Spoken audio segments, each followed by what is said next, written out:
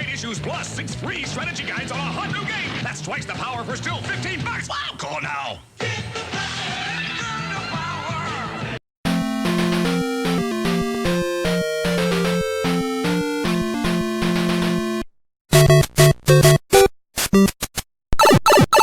Okay, so now here's the main event.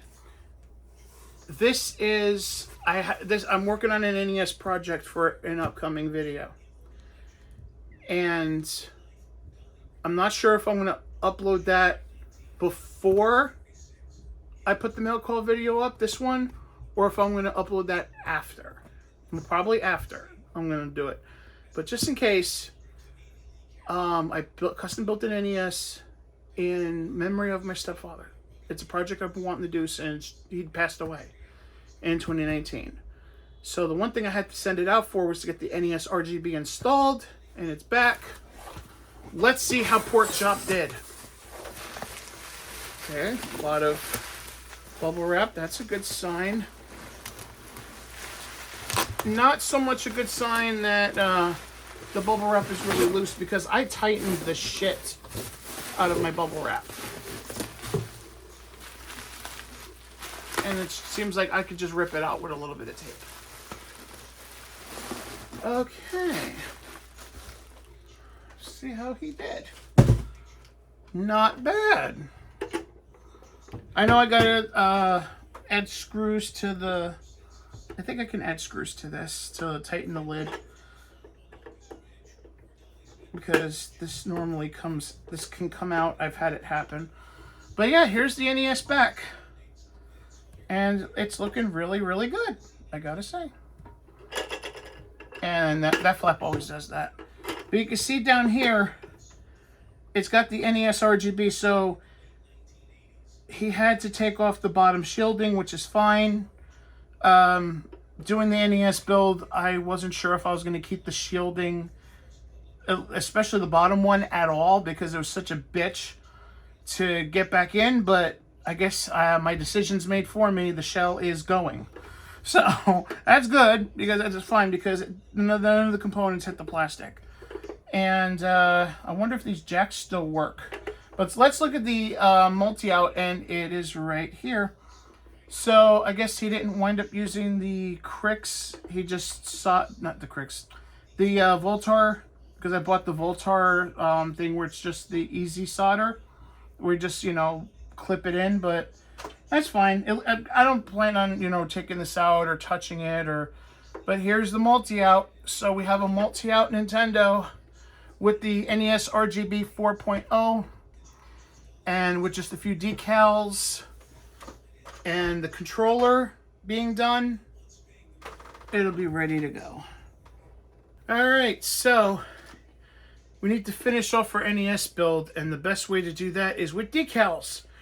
And we got one from Etsy. I'm going to put the link in. This is for the lid, and this is like a shiny red foilish lit thing. Then also from Etsy, we have these console decals. And this is the one we need for the NES, but as you see, I also got one for the GameCube and for the Dreamcast, because we'll be working on those too. And also from Video Games New York. And most importantly, and I do mean important, where the hell is it now? Hope he sent them. Oh, yes, he did. The rubber feet for the bottom of the NES shell, because you need rubber feet.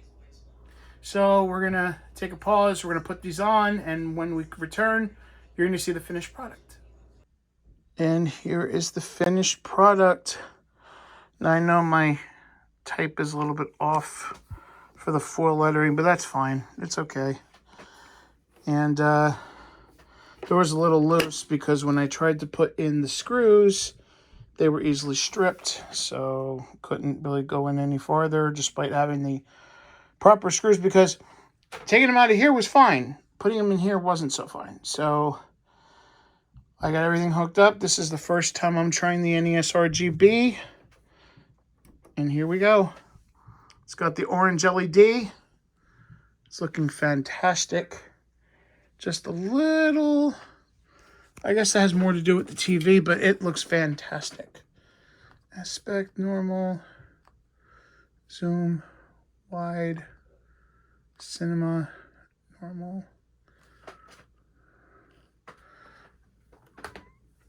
Well, we'll find out when we start the game. So anyway, let's give this a shot. By testing Super Mario and Duck Hunt.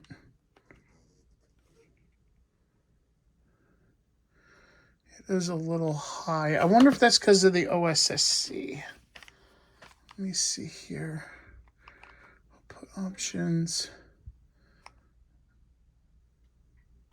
Yeah, it is, because it was at a line 5X. Okay, so now that we're at a line 3X, which is even, especially for, it's an even 3X scale, now we got our thing. So I'm going to try to reset it. Yeah, now we have our full screen. So I got to set it to line 3X in order to get the proper full picture.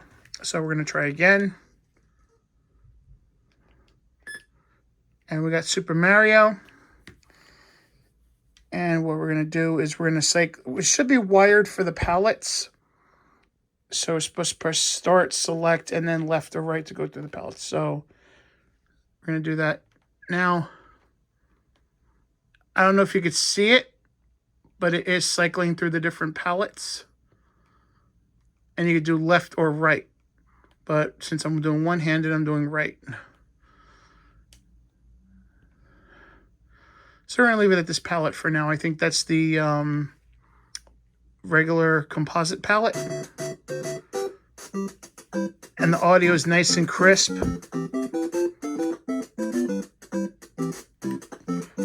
Okay, so now we're going to test expansion audio. And the best way to do that for me is to go to Famicom Disk System, especially since I know Zelda by heart.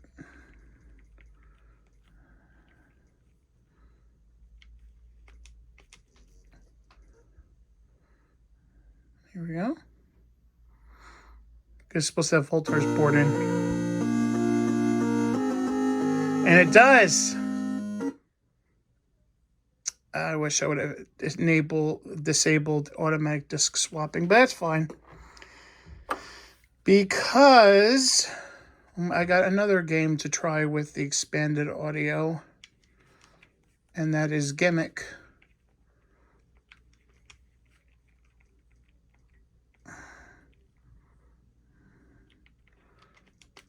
Here we go.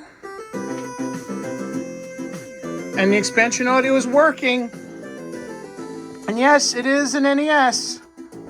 And by the way, I did the orange because it's Harley orange for the NES.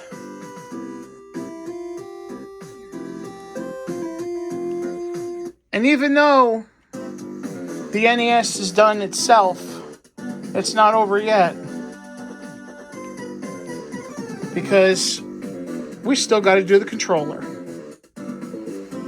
And we will get to that in another video. Because when you see how we're going to do the controller, it's going to blow your mind. So, I'm going to test this out. I'm going to play some games. And I will see you next time.